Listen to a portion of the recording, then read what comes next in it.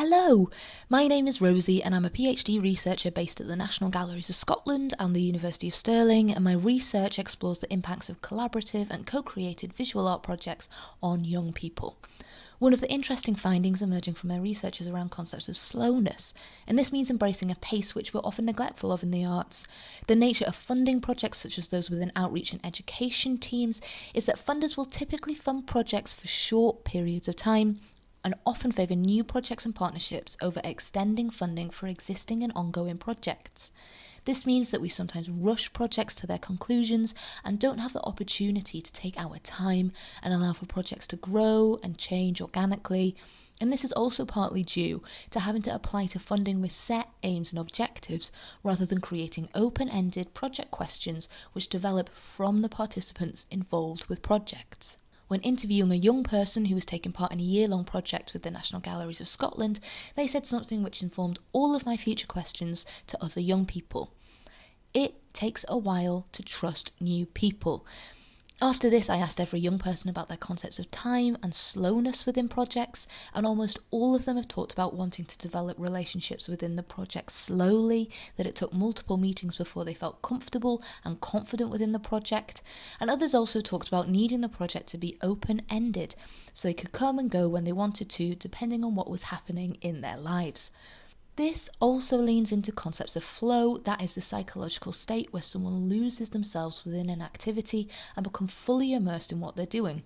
The concept of flow, it's been linked to confidence building, but in projects such as the outreach work of the National Galleries of Scotland and other projects which focus on working with young people with increasingly chaotic and complicated lives, moments of flow are often rare or short-lived. The need for slow working would support more young people to experience these brief moments of flow, but more importantly, in my opinion, build the meaningful relationships between participants and artists to explore their lived experiences. This requires a lot of trust, and trust building takes time, it can't be forced, and it can't be rushed. Many of the young people reflected on the art they've been making, and that the work which was important to them was informed by their lived experiences, experience which they would only share creatively once trust had been developed. One thing which is very interesting is that projects which are funded as co-created sometimes may push for co-created ideas without giving participants of projects the space and time needed to develop, reflect, and respond creatively. As one young person noted, "I have no idea why he's obsessed with the thing I said. Like, I don't actually care about it, it was just a stupid thought and now it's become this whole thing." The young people identified developing trust through following along with sessions, watching and chatting to artists and facilitators. This idea of trust can be sped up by involving young people. In one of the two projects I've been exploring, the National Galleries of Scotland encouraged young people who had taken part in the project to support new members of the project itself, and this meant ideas. In this particular case of a non-binary bunny bringing happiness to their town, was developed and worked on by an ever-growing and changing group of young people. But because the initial idea was created by young people and had time and space to slowly grow and take root, it had their values, beliefs and enthusiasm embroiled within it.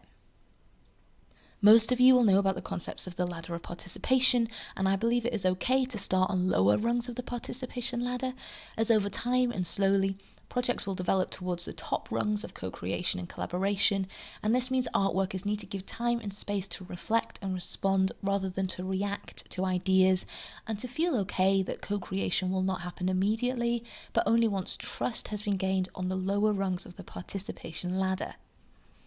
As a researcher, I've been lucky enough to spend significant amounts of time with the young people, and I've had the opportunity to sit and talk with the young people taking part in projects one-to-one for hours at a time. Something which most projects just don't get to do because of time constraints. And through slowness, meaningful, personal, political and vulnerable work can emerge from those taking part. Co-creation which is genuinely embedded in projects takes months to take root, especially for young people like those I've been working with. I would urge art workers to consider taking slowness as a radical approach towards developing projects and pushing for it within their own practices, but also for organisations to consider how they can core fund projects with open-ended, slow approaches.